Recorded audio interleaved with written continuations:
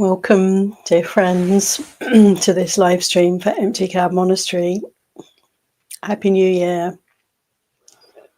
I'd like to begin by paying homage to our teacher, the Buddha. Namo tassa bhagavato arahato samma sambuddhassa. Namo tassa bhagavato arahato samma sambuddhassa. Namo tassa bhagavato arahato samma sambuddhassa. Ekamulang dvirawatam Timmalam panchapataram Sammudang dwadasawatang Patalamatari.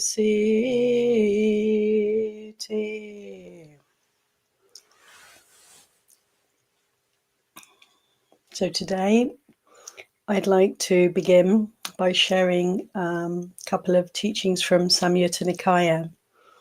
And the first one I just chanted is a short verse from the chapter on verses, first chapter of Samyutta Nikaya, where the many interactions between the Buddha and various gods and devas, and the teachings are given in these beautiful verse forms.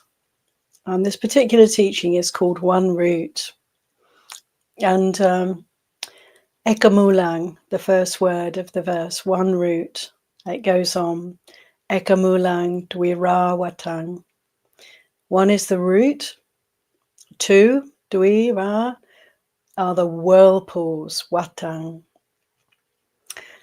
Three, timalang. Timalang, three are the stains. Panchapatarang, and there are 5 spreads, 5 extensions. It goes on. Samudang dwadasawatang. 12 are the ocean currents, the ocean tides, or the ocean whirlpools. On the last line, Patalang matari isiti. Patala is the abyss. Such is the abyss. Atari isiti. Such is the abyss that is crossed over. Atari by isi, by the seer. So to chart our course, to follow the path of practice, to reach the far shore, to attain the goal of our spiritual practice, is to meet and work with these different categories of challenge. So I think it will be interesting for us to explore this verse a little bit more fully. First is the root. One is the root. This we have to overcome. The root of all suffering, if we consider, the Buddha's dependent origination, teachings, codependent arising, the root of all suffering we can understand is ignorance. So ignorance is the root. This is one way of interpreting the verse. This verse is open to interpretation for us, and I might touch into another possibility later. But here we can see quite possibly what's being referred to is the root of suffering, the root of the problem, which is ignorance, not seeing things clearly, not fully understanding the way things are. One is the root, and 2 are the whirlpools. What are these whirlpools?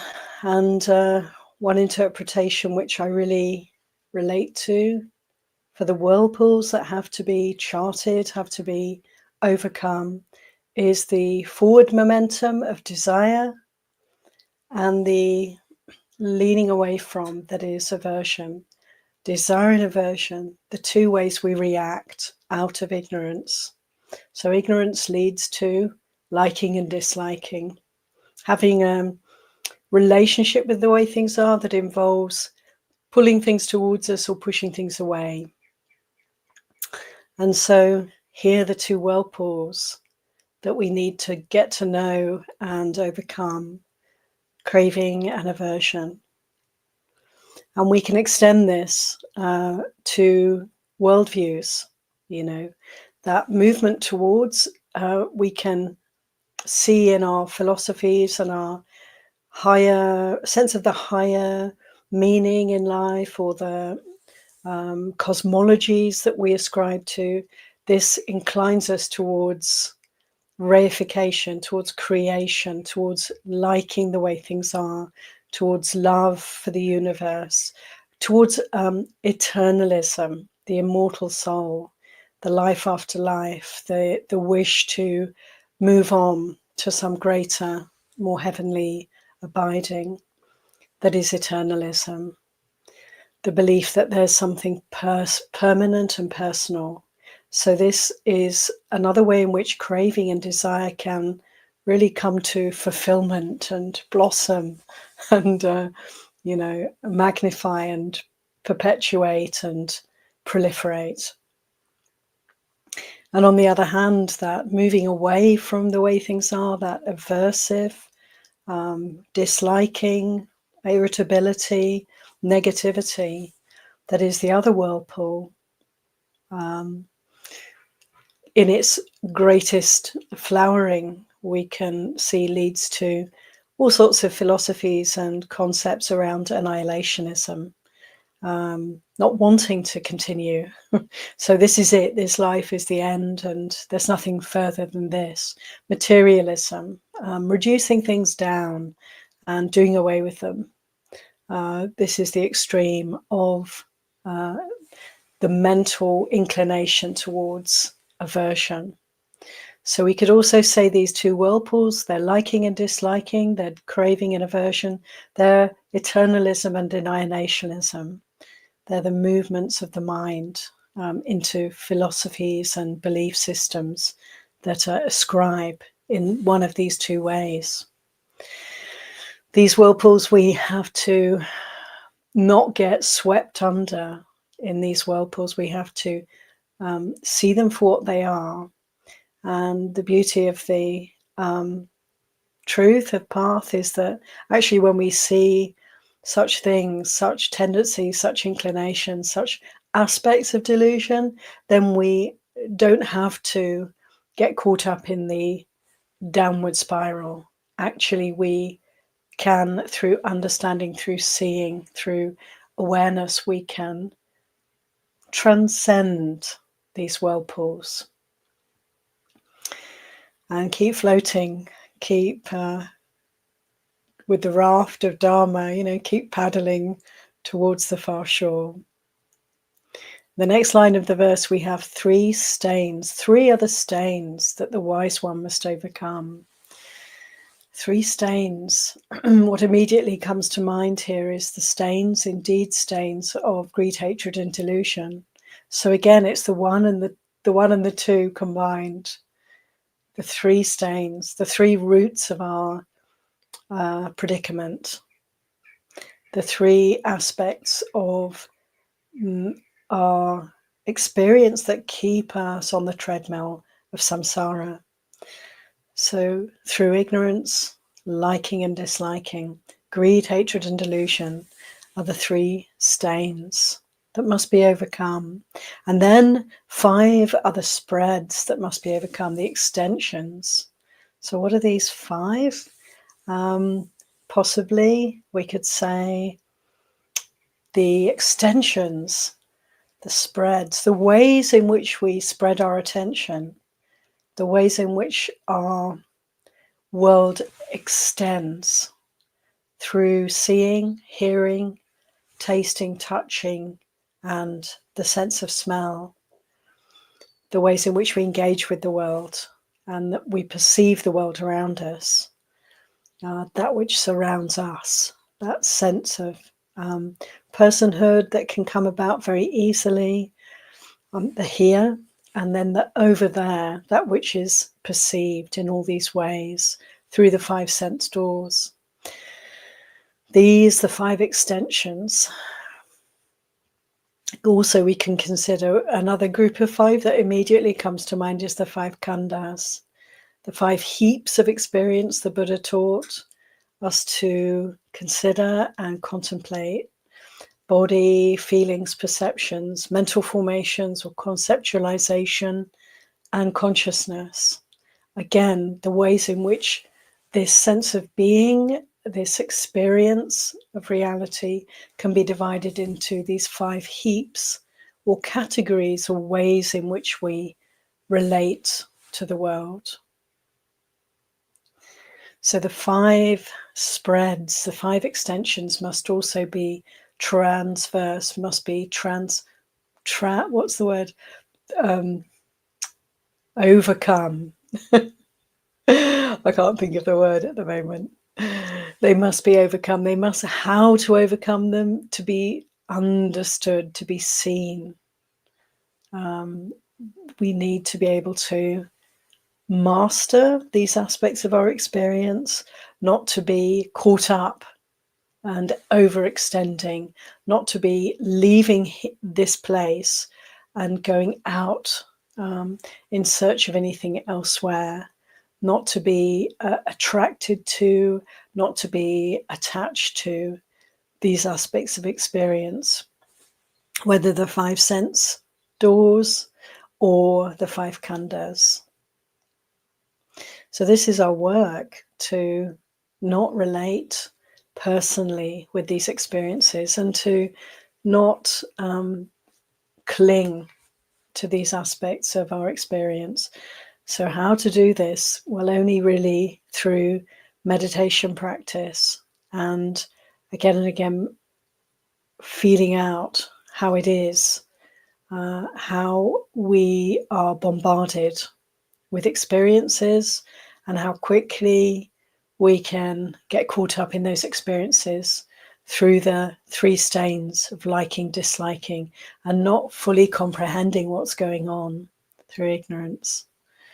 So this really is our work, and it's our work on a moment by moment basis to disentangle ourselves, to stand free, and to be able to observe samsara as it unfolds around us, to observe our karma, our karmic predicament as it unfolds around us, to be able to be the witness, to be able to be the knower, the one who sees, and to let go of that too, to let go of the sense of being anything whatsoever.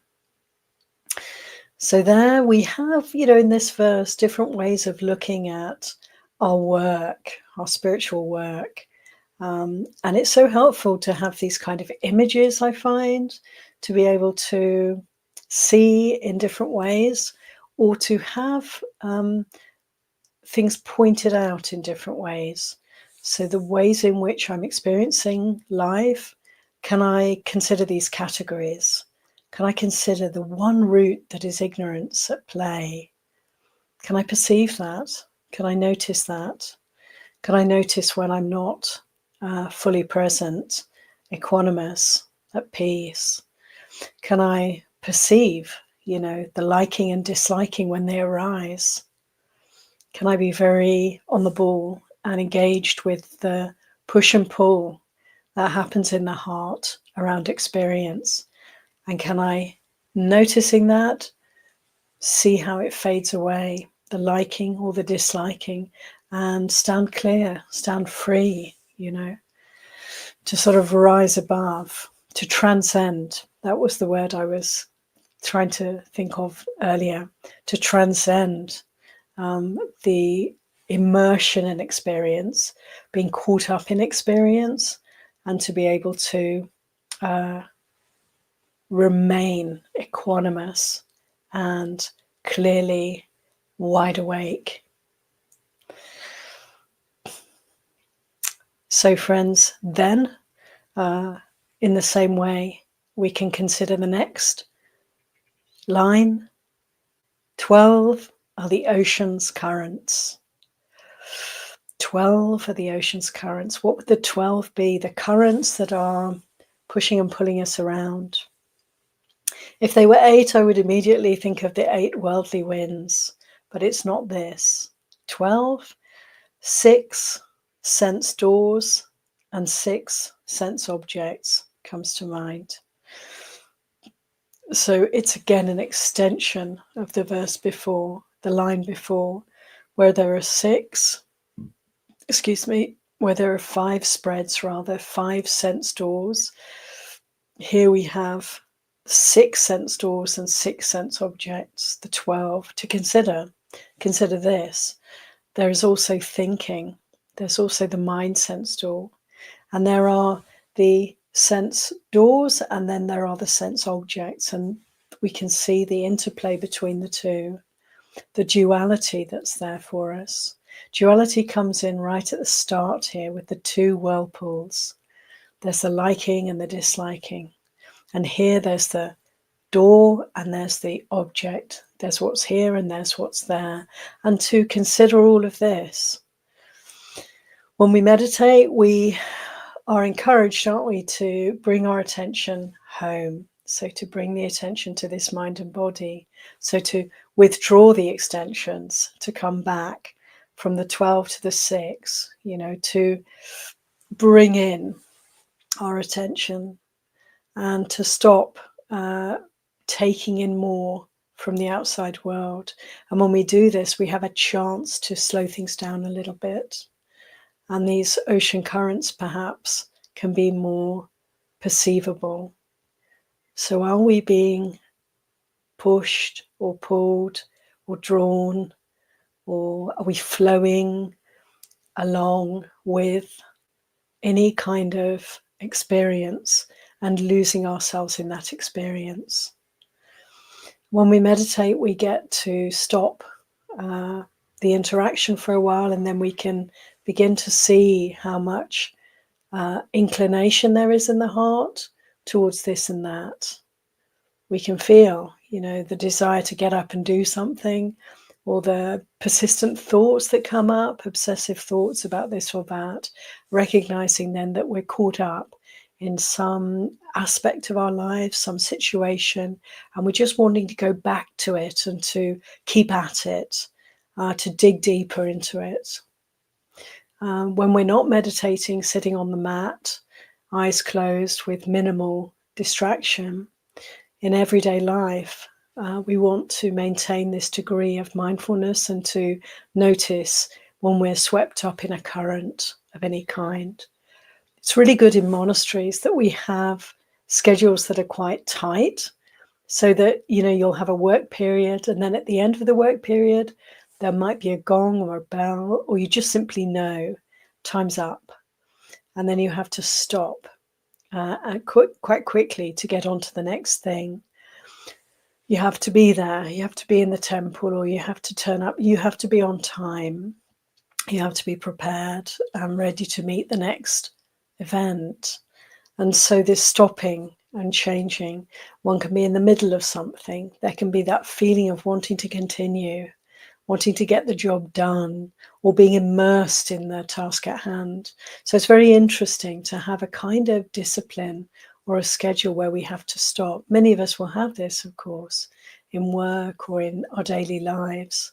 If we don't, we can make it through having a mindfulness bell, say every hour, to just ring a bell or set an alarm and have the chime go off and stop. And then notice how easy or difficult is it to stop? What's happening that's making it difficult? Why don't I want to just drop this, whatever it is I'm doing? And we can start to investigate to see how committed we are to samsara, how immersed we are, entangled we are in our lives. And it's not to say that's wrong, it's just that there is suffering there. When we're holding to anything at all, we will suffer. We'll suffer its change, we'll suffer its degradation, we'll suffer our change around it.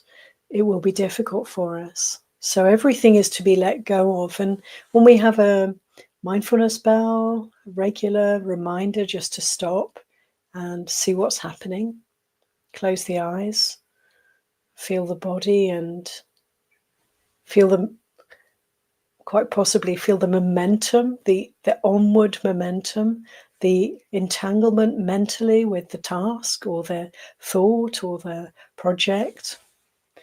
And just to be willing to let go again and again is to free ourselves, to become more impartial, to become more independent, and to be able to allow peacefulness and a kind of fuller, paradoxically fuller engagement through our non-attachment. When we're not really holding to or grasping to experience, we can be a lot more calm, kind, present, and aware of the kind of fuller implications, the bigger picture of whatever it is we're, whatever project we're involved in. So there we are, the 12 currents, all that happens through seeing, hearing, smelling, tasting, touching, and thinking, and how it goes on in our lives.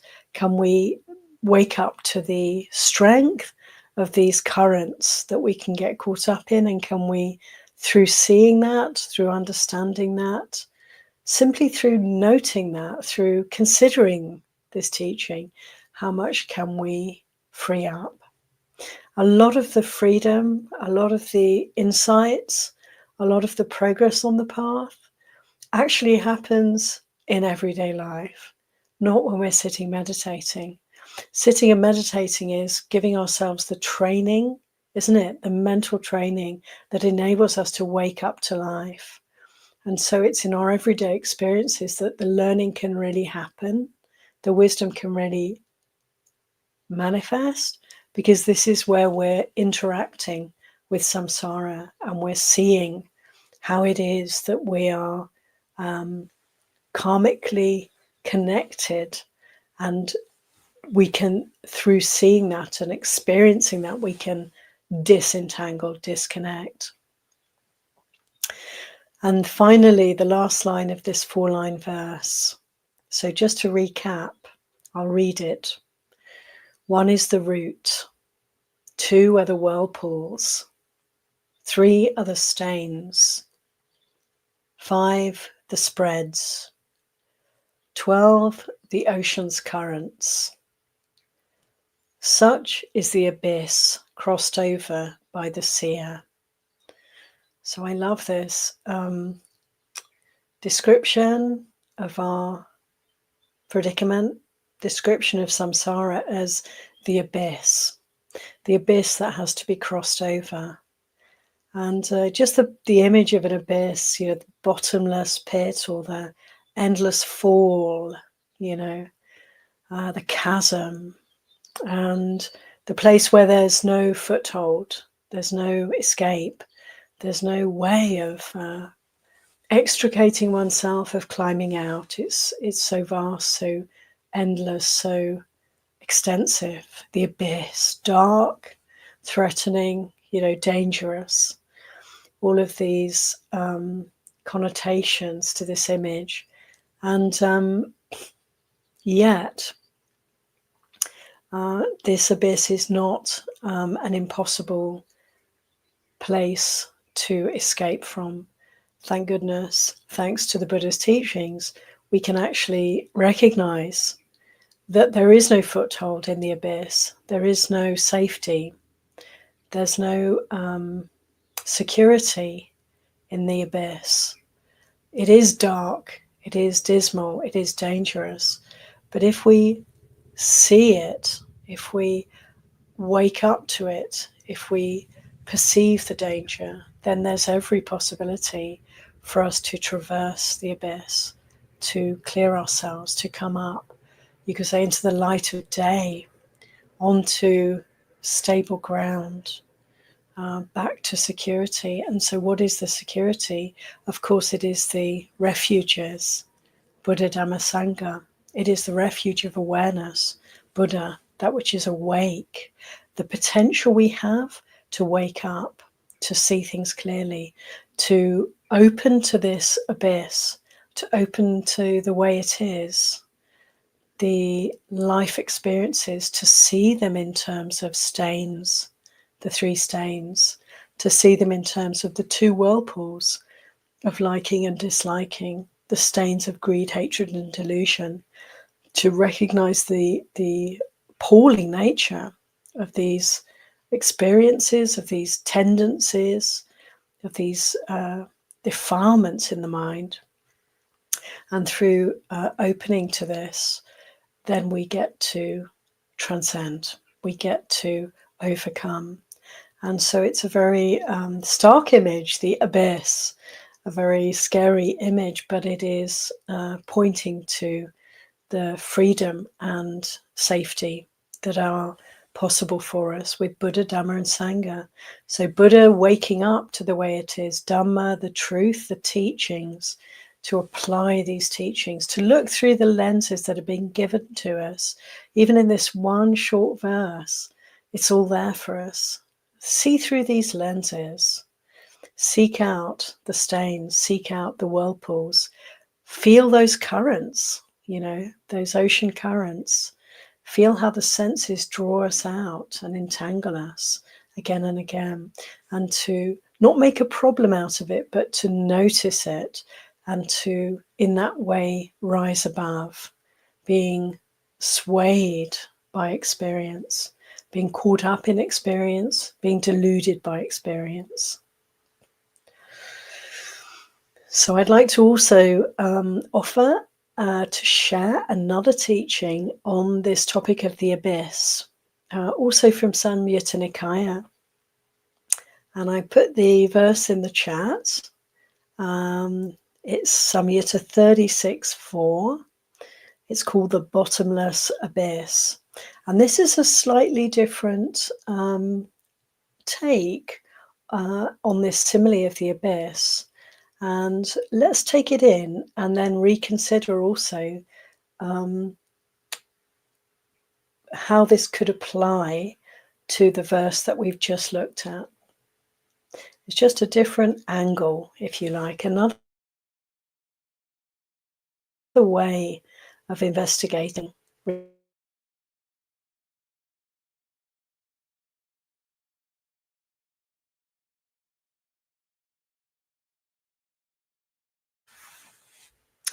Okay.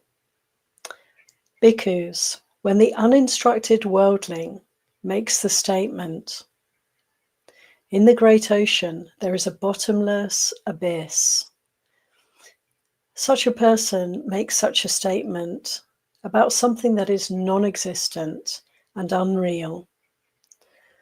This is rather a designation for painful bodily feelings, that is, bottomless abyss. When the uninstructed worldling is contacted by painful bodily feeling, they sorrow, grieve, and lament. They weep and beat their breast and become distraught. This is called an uninstructed worldling who's not risen up from the bottomless abyss, one who has not gained a foothold. But when the uninstructed noble disciple is contacted by painful bodily feeling, such a one does not sorrow, grieve, or lament. They don't weep and beat their breast and become distraught. This is called an uninstructed noble disciple. This is called an instructed noble disciple who has risen up in the bottomless abyss, one who has gained a foothold. And then some verses. One who cannot endure the arisen painful feelings, bodily feelings that sap one's life, who trembles when they touch one, a weakling of little strength, who weeps out loud and wails, such a one has not risen up in the bottomless abyss, nor have they even gained a foothold. But one who is able to endure them, the arisen painful feelings, bodily feelings that sap one's life, who trembles not when they touch one, Such a person has risen up in the bottomless abyss and has also gained a foothold. Ewan. So this is very interesting. Buddha, first of all, saying there is actually no bottomless abyss in the ocean, on this world. Every deep, however deep and vast hole, there will be a bottom to it. Of course, we know that. We know this. But perhaps at the time of the Buddha, people did have a sense that the ocean was a bottomless abyss. And he's saying, no, that's not true, but there is a bottomless abyss, and that is painful bodily feeling. And this for me is very poignant, because indeed, people can suffer so much. We can suffer so much. We read awful stories in the news about people being tortured and beaten and treated badly physically in so many different and awful ways. And this has always been the case in the human world, alas. And so we are so vulnerable to being hurt and harmed by one another. These bodies are so delicate, really. Whatever kind of body we have, it is so vulnerable to pain, and it's so easy to hurt. We only have to kind of cut our finger, or scrape the tip of a finger, and the pain can be something really overwhelming, acute, all consuming, takes all our attention. How much more so when we're being tortured or undergoing, extreme physical distress. So these bodies with their nervous systems are so acutely sensitive, and the feelings we can have, painful feelings, can be so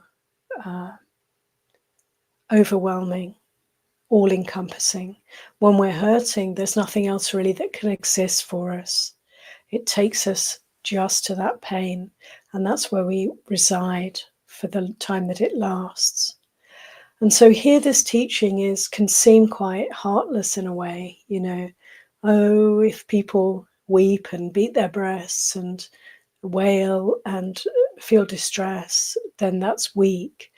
Can feel quite a heartless teaching, and yet it's the spiritual warrior invitation, isn't it, friends? It's the invitation for us to work with painful feeling in a way that will liberate the heart. And to do that is to let one arrow strike us, but not two. There is the painful feeling. Let's notice when we're in pain how easy it is for us, how almost inevitable it is for most of us to have some sort of negative reaction mentally. Some sort of story will come, or there'll be someone to blame. And sometimes there is, but blaming and going out into extension around our painful feeling, embellishing it in any way with mental suffering, ideation, and conceptualization, only makes it multiply. So to be with painful feeling, simply present, when we can do this, actually it's possible to be very, you could say, heroic, warrior-like. We can be present and be with that pain without flailing around, without extending the pain any further. So this is a powerful teaching, and the recognition that painful feeling is like an abyss. We can fall when we're suffering, not just physically, also mentally. When we're in deep suffering, when there's a lot of pain being felt, we can really feel that we're in, the black hole that just goes on forever. And this is a mental ideation that is very real for us, but is to be let go of. And moment by moment, can we stay present and just have the opportunity to you could say, learn from the experience of pain, open to that experience of pain. And in opening, we gain this incredible quality of khanti, of patience. So we get to the point with pain where we're not seeking the end of it. We're not leaning towards getting rid of it. There's no whirlpool of liking or disliking. There's only this presence, this feeling, this awareness. When we can rest in the experience as simply the experience, then we have endless patience, limitless patience. We have a foothold. We're not trying to escape. We're not in the abyss. We've overcome the abyss. So for me, this is a very strong teaching, and yet it's a very important piece of guidance, because no doubt at some point, for pretty much all of us, we will be experiencing severe pain at some point. And when we do, we want to be able to apply all the tools, all the skills that we have as spiritual practitioners to that experience, and let it be simplified, let it be just that. Just maintain equanimity through presence, and we have a foothold. Coming back to the first verse, another way of interpreting it, we could say that the one root is contact, the one root that is to be overcome by the wise one. Contact leading to feeling. Two are the whirlpools, the whirlpool of pleasant feeling and the whirlpool of unpleasant feeling, pleasure and pain. This is another way of interpreting the first line of the verse, that actually that is how it is. We can consider that we are buffeted, we are caught in the spirals of liking and disliking, because the one root of contact leads to pleasant and unpleasant feeling. There's also neutral feeling, but what we can be really interested in is when there's pleasant or unpleasant feeling, and how quickly we grasp onto pleasant feeling and we push away. We hate, we dislike, we don't want unpleasant feeling. So these whirlpools are to be overcome. And how to overcome? To be mindful of, to feel what we feel, and to be very attentive to the natural inclination for and against, pleasant and painful, liking, disliking. When we're aware of it, when we're noticing the currents, the movements, the push and pull, then we are not that. There is not that. There is awareness. There is, in that awareness, there is equanimity. The abyss is closed over. The ground is firm beneath our feet, friends, and there is a foothold. Ewam. So thank you for your kind attention, and so much more that I could say. One thing I would like to add is just that when we are caught up in the whirlpools of pleasure and pain, liking and disliking, then we could say that all the trouble in this world, in this human realm, all the disputes and fights, wars, all the enmity and animosity stem from these two whirlpools. And it's really crucial for us to be able to know this, to perceive this, to recognize that everybody, until they're not, everybody's a victim of these whirlpools. And it's very difficult for people to extricate themselves without some spiritual guidance. The only true refuges are Buddha, Dhamma, Sangha, to wake up, to be aware of the truth of the way it is, and to have also a spiritual friendship, spiritual community, to be with like-minded people, to be with other practitioners, to gain strength from our communities. skillful community, harmonious community, wise community. Without these refuges, without this safety, people are lost, essentially. They're just reeling around in misery from one disaster to the next. And I must say, I feel we can learn from taking in the news, learning from events that happen in the world around us, and just to see what's happening, truly what's actually happening for people, how they're caught up in views and opinions and ideas.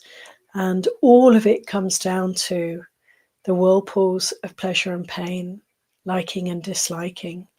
And just to be able to see that is the doorway, the gateway for us to liberation from all this suffering. And it really behooves us to make this our work and to extend this work to others, so whenever we have an opportunity to help others to come out of suffering in this way of waking up to the ways in which we are misled and victims, if you like, of our pleasant and painful feelings leading to liking and disliking.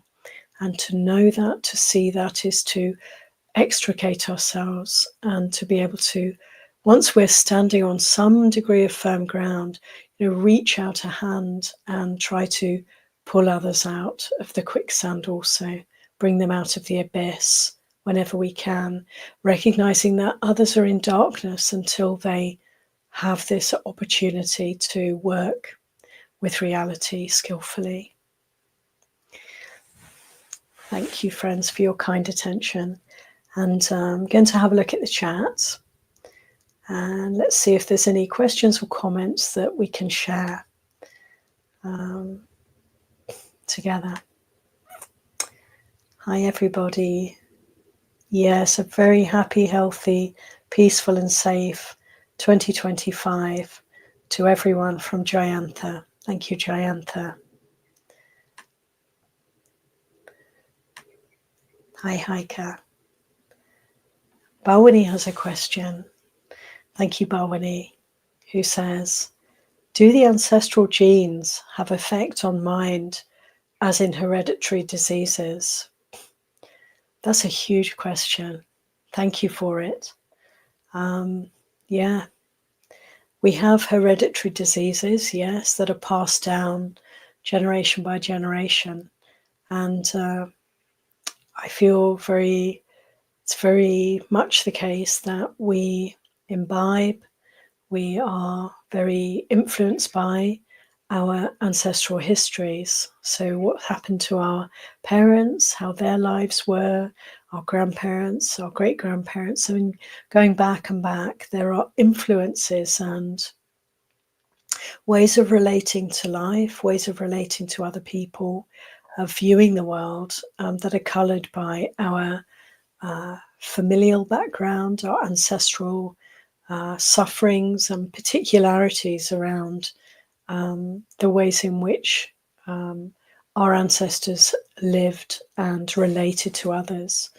And for sure, you can see these things in things like national characteristics. There are certain nations who will always incline, their populations will always incline towards, for instance, caring for the underdog, looking out for the victims, relating to their own indigenous experience. So indigenous peoples everywhere have a certain sympathy, a certain understanding. Colonial ancestors, ancestries, people who come from countries that were great empires will have a very different way of relating to conflicts in the present day, for instance. We can see how there are national inclinations and tendencies. And of course, this is a huge generalization, but there is perhaps something we can notice around how our past history depending on where we live, the past history of that place and our own peoples will have a way of colouring our understanding.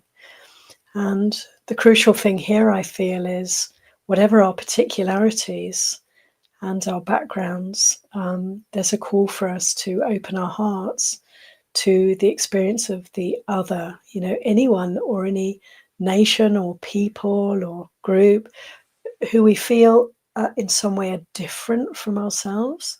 There's a great encouragement then to open up to the differences and to see how that can affect our attitudes, see how we can, in a way, step into the shoes of the other, imagine how it would be for them and how it was for their ancestors, and why then there may be different perspectives and different cultural mores, different ways of relating to even what is right and what is wrong.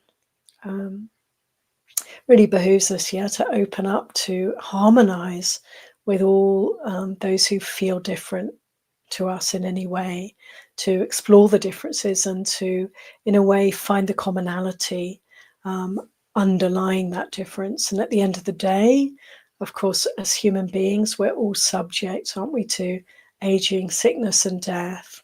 And this is the common denominator.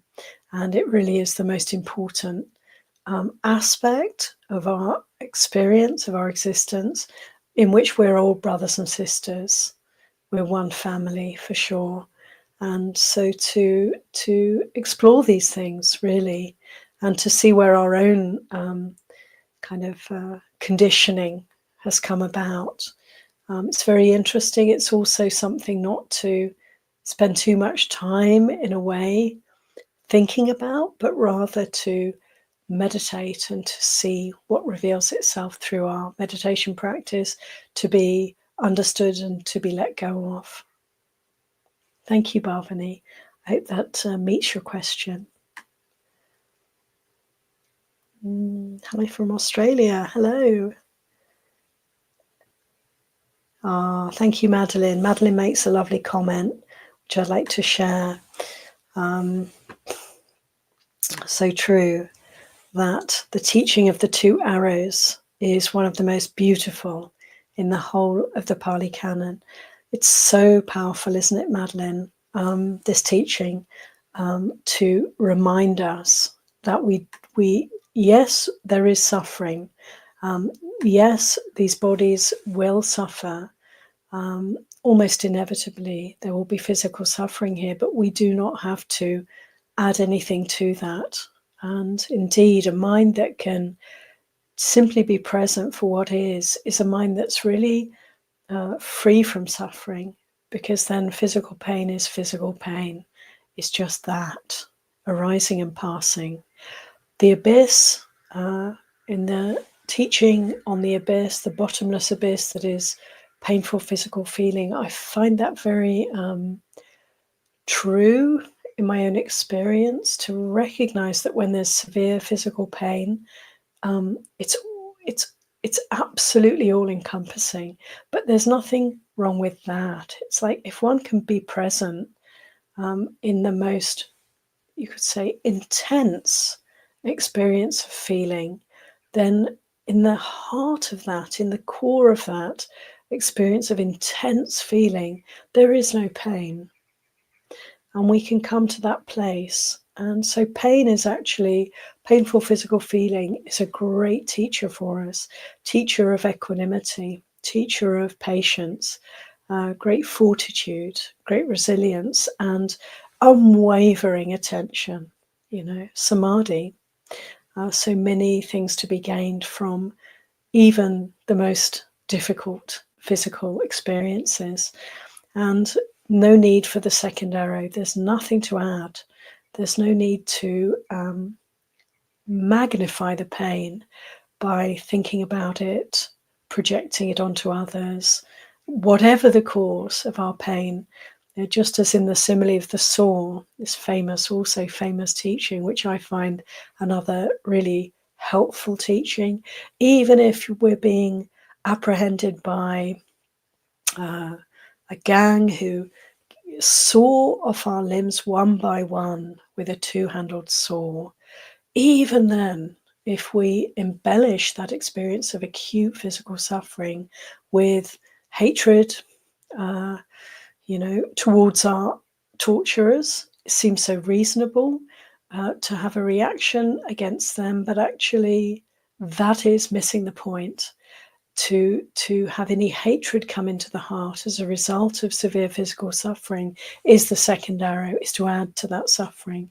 So can we simply be present and focus, our entire attention on what's actually happening? And if we can do this, then we are stepping away from suffering and stepping toward nibbana, peaceful, abiding. Thank you, Madeline, for highlighting the simile of the two arrows. Okay, we have Joseph. Thank you, Joseph. As a question, how are we to use this teaching to cultivate compassion? It seems one might be vulnerable to the near enemy of compassion, pity, if we encounter others in pain and label them weaklings. Yeah, that's really good point. When we have had experience of physical pain and distress ourselves, how much more natural it is for us, how much more easeful it is, just spontaneous it is for us to vibrate, for us to resonate with compassion for anyone we come across who's suffering in this kind of way. It's through suffering that compassion can really develop, and it is another quality that results from bearing with, being present for painful feeling without embellishing it, without reacting. We grow in compassion. And pity, to feel sorry for the other, is actually truly a separating out. It's seeing self and other, and it's making the other something different from ourselves. So there's a duality in there, there's a distance in pity, there's not a full meeting of the situation, of the suffering of the other. When we fully resonate with and tune into and harmonize and are present for the suffering of others, then compassion is the natural consequence. We wish for suffering to end, but we don't have any kind of, in a way, problem with that suffering. We're not suffering ourselves, but we are with the suffering of another. We can't feel each other's pain, each other's physical pain. It's impossible. And yet, compassion is a meeting that pain with our full attention and full heart. And compassion is the result where we're not separate from the other. We simply cannot feel that pain for them, much as we would like to. We're wishing for their well-being. It's a very natural, and just as we would relate to ourselves in the same way, we relate to another when we practice these beautiful qualities of love and compassion, equanimity, and sympathetic joy, also delighting in the good fortune of others. So to use this teaching to cultivate compassion, we surely can. As I was saying, to see how people are suffering, we only have to look around, look at the news, and it's, full of acute suffering happening for so many people in the world around us. And to feel pity or to feel overwhelmed by that is to have not a full response. The full response is to really meet that suffering and open to that suffering, and the compassion can then flow freely. That's my sense, Joseph. Thank you. And Joseph also says, You have nursing experience. How does this teaching resonate when you see sorrow, lamenting, and grief in others? Yes, that's a good point too. Look, we hear this teaching of the Buddha where there's suffering, painful feeling. We're encouraged not to act out, not to react through tears and beating of the breast. What that really means to me is not to react, not to find fault with the situation, not to be trying to get away from the situation, just to be present, just the one arrow. When we see others overwhelmed by suffering and expressing their lamentation, their despair, surely we can simply have compassion for that overwhelm, knowing it very well in ourselves. We all know that. We've all been young. We've all been children. Children are not able to hold and work with strong emotion. We have to learn that as we get older and more resourced in our wisdom, if we're fortunate as adults. Young children get overwhelmed all the time, don't they, with their emotions, and they bawl and they wail and they cry and they flail their limbs and have tantrums. And of course, when we see a child who's overwhelmed with strong feelings, we have nothing but compassion for that. And so people who nurse, doctors, healthcare workers, indeed, yeah, isn't it, Joseph? There'll be a lot of experience of trying to help people to hold the space when they're overwhelmed with suffering, and as being there, being present, maybe some physical contact, and the heart of kindness and compassion goes a long way towards offering some balm for the wound, some relief in such distressing circumstances, doesn't it? So it's beautiful to be able to help others in these ways. And anyone who's a parent will also have tons of experience of this kind, I've no doubt. Thank you, Joseph.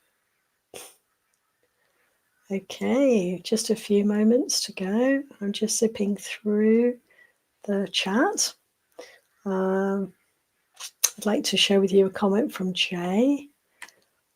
My takeaway is that it's the low-key, subtle, and undiagnosed and unaddressed mental pains that cause wrong speech and wrong action. That's why unshakable right view is so important. Your thoughts, please. Yeah, thank you. You've said it. You said it, Jay. Absolutely. I love the way you said it. Undiagnosed and unaddressed mental pain, low-key and subtle. Indeed, when there's wrong speech and wrong action, there is suffering. Even when people look as if they're in control here, they have the power and the might, and they know what they're doing. If they're hurting and harming others, then they are suffering. And whether they are willing to open to that or not, and we can have great heart for that suffering, great compassion. It's easy to feel compassion for the victims of violence and harm and abuse. It's not as easy to feel compassion for the aggressors, but when people are acting in harmful ways, of course, they are, in a way, there's more suffering in the long term, because karmically the suffering will continue for them when there's intentional harm being done. The suffering is the consequence. When one is a victim of harm, there's no residue there. And so we can remember that and, have compassion for those who hurt and harm others, even as we try our utmost, of course, to stop that harm being done. But we can recognize the suffering there. And yeah, a lot of it's like not seen, it's not perceived. If we perceive our harmfulness, we would stop harming immediately. If we have to be very deluded to harm others, but it is that delusion that enables such unskillfulness to happen, Yeah. Thank you, Jay. And yeah, okay, I'm just looking at the last few comments. I'll just share with you from Scott. Respect, Venerable. My teacher talks about the simile of the saw often. My teacher recently directed me that there are more manageable examples where one may abandon anger in the beginning of the sutta. Thank you. Yeah, that's right. I can't remember the number of the sutta, but the simile of the saw, Kakachupama Sutta in Majjhima Nikaya. It's a really wonderful sutta, and indeed, there's a lot more there to take in around how to work with negativity, to work with anger. Recommend. Thank you for that, Scott. And he goes on to say, hopefully we might be okay at being yelled at before we get our legs cut off. Yeah, absolutely. I mean, let's be very pleased if we can remain equanimous and have a kindly heart and an open heart when we're experiencing verbal abuse. When things are a bit irritating for us, we can be very pleased when we can maintain our equanimity, and we're working towards this magnificent ability to not find ourselves in the abyss if we ever become subject to severe pain and suffering. Yeah, thank you, Scott. And I'm going to give Madeline the last word today. Have compassion, absolutely, but also practice equanimity in a wise way.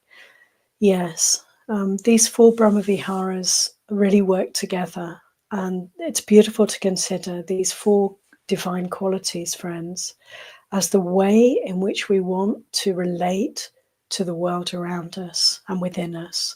This is the way to relate with loving kindness, relate with compassion where there's suffering, relating with joy when there's good things happening around us for others or for ourselves, and above all to relate with equanimity, to be able to open and be intimately present, is to be equanimous, is to be unruffled, unshaken by all the conditions unfolding around us. And this is our way of practice.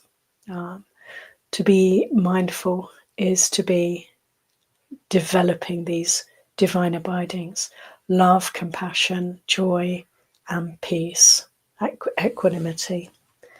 Thank you, Madeline. Okay, friends, we can conclude with three sadhus paying homage to our teacher, the Buddha. Sadhu, sadhu, sadhu, anumodami.